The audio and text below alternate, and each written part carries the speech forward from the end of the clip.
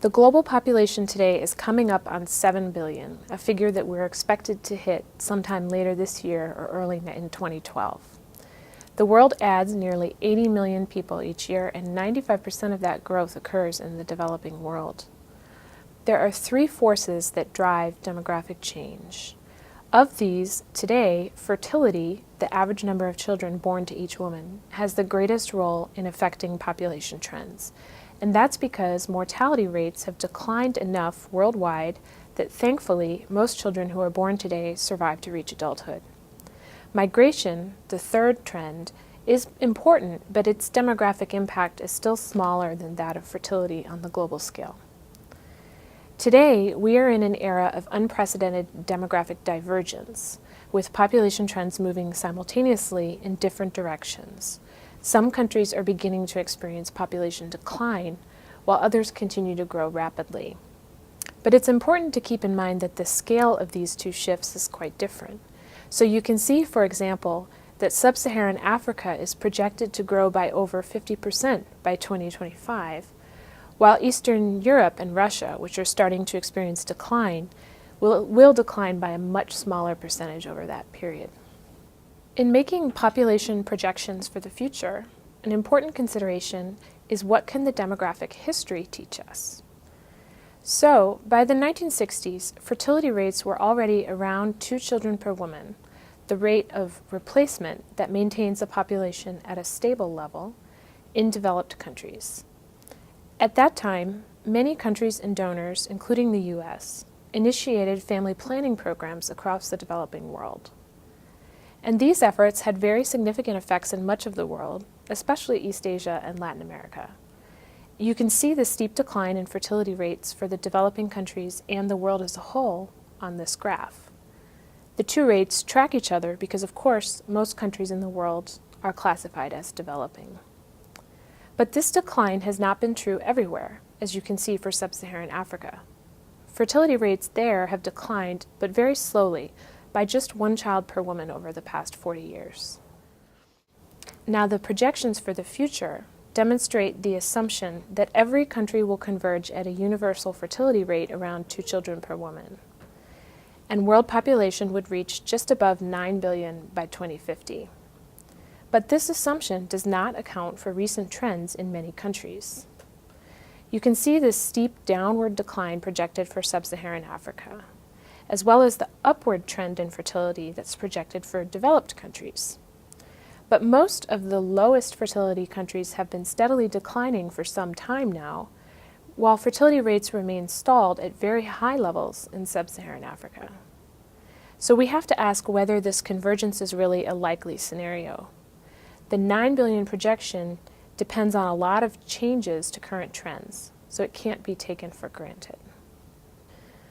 On this graph of sub-Saharan Africa, the blue columns represent the current population in 5 African countries, and the 2 red columns are projections for 2050 under 2 different scenarios.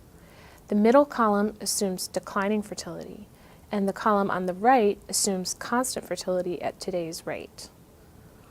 So even if the average number of children born to each woman drops significantly, Kenya, Ethiopia, and Nigeria would double their population in the next 45 years, while Somalia and Uganda would triple. In fact, Somalia would add 2 times as many people as its current total population. And if fertility rates stay the same, Nigeria's population by 2050 would be higher than that of the U.S. So these figures provoke an important question. Do the governments of these countries have sufficient resources and sufficient willpower to provide for populations that are growing this quickly? And if not, are they likely to reach that capacity over the coming decades?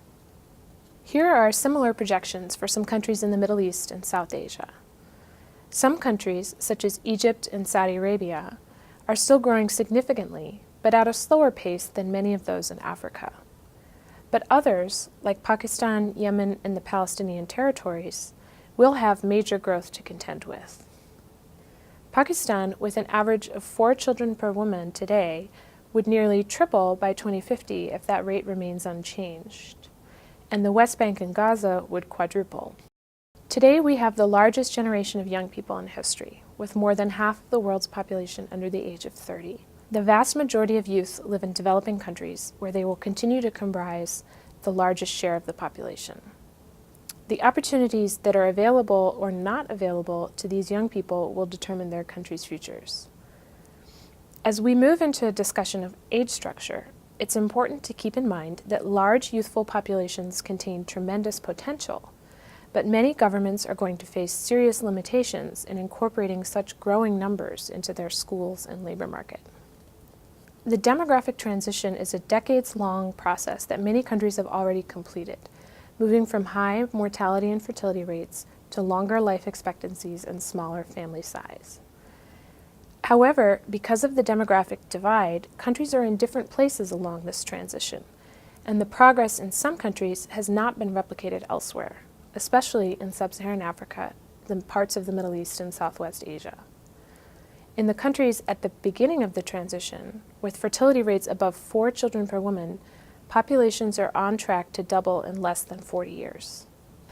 Population age structure is a way to measure the relative proportion of different age groups within the population. And at PAI, we have developed a typology of 4 different age structures that any country's population can fit into. The first of these, countries with a very young age structure, are those in which at least 2/3 of the population is under the age of 30.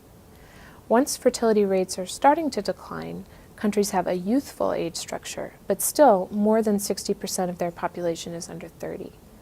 When fertility decline has become entrenched, countries achieve a transitional age structure in which about half of the population is under 30. And finally, at the end of the demographic transition, when fertility rates are at or below the replacement level of 2 children per woman, countries have a mature age structure. This graph shows how those 4 types of age structures break down along the demographic transition. The countries with a very young age structure at the top of the demographic transition pathway have a high share of youth and a low share of older adults. Uganda, Yemen, and Haiti are some examples of countries with this type of age structure. You can see that while the U.S. has a mature age structure, among the countries in blue, it's actually relatively youthful. We have a higher share of young people in our population than most other developed countries. The map shows how much regional variation there is in population age structures around the world. So, very young age structures are concentrated in sub-Saharan Africa, parts of the Middle East, and Central America. Youthful age structures are predominantly in North Africa and South Asia. The countries in green are those in the middle of the demographic transition, with a transitional age structure, concentrated in Latin America and East Asia. And the countries in blue have a mature age structure, and they also include many of the world's most developed economies.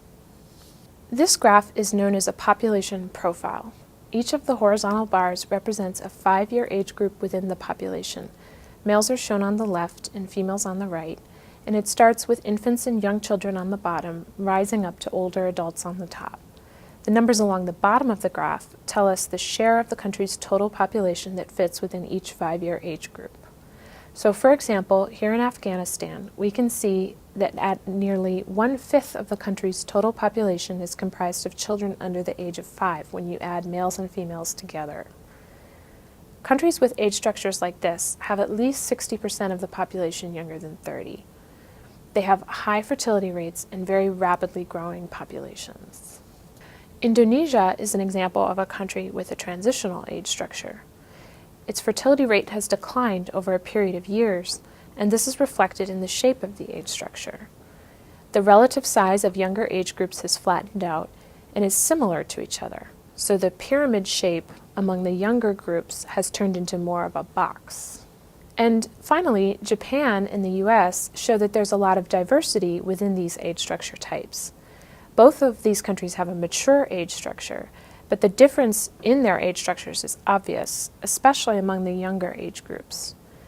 While the youngest cohorts of Japan's population have been getting progressively smaller as a share of the total, the US has remained fairly steady. And this is because women in Japan average just 1.3 children each, while in the US we have a replacement fertility rate around 2 children per woman. And these differences have major implications for the labor force size in these 2 countries in the future. So, moving on to the political side of demography, In the mid-1990s, the U.S. government's State Failure Task Force found that infant mortality rates were the single greatest predictor of state failure towards the end of the 20th century. This finding and the implication that health and population have a role in instability helped precipitate the field of demographic security. At PAI, we analyzed all outbreaks of civil conflict between 1970 and 2007, those in which at least one party was a state actor, and with a fairly low threshold of casualties. We found that 80% of such conflicts occurred in countries with a very young or youthful age structure, those in which at least 60% of the population is younger than 30. You can see from the graph that the risk of conflict is especially high among countries with the youngest age structures. And this overlay has been reinforced by statistical analysis coming out of the Peace Research Institute Oslo in Norway.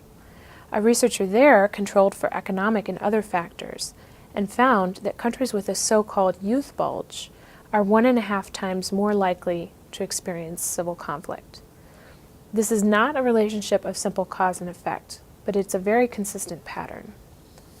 And it's a pattern that holds for age structure and governance as well. Countries with very young and youthful age structures have been overwhelmingly likely to have autocratic or only partially democratic governments. This relationship also applies to the frequency of corruption, restrictions on civil liberties, and other measures of governance. Richard Sankata, a political demographer at the Stimson Center, finds that once countries' age structures reach the transitional phase, they become more likely to achieve and sustain democracy. Citizens become less willing to trade away their rights and freedoms for the protection and order of an autocratic regime. In fact, last year he highlighted that Tunisia was poised for a shift away from its autocratic rule. You can see from the age structure profile how the younger age groups in Tunisia's population are getting smaller, a sign of its declining fertility rates. Egypt, however, still has a pyramid shape to its age structure. So this suggests that from a demographic perspective, Tunisia has better chances as it continues its progress towards democracy.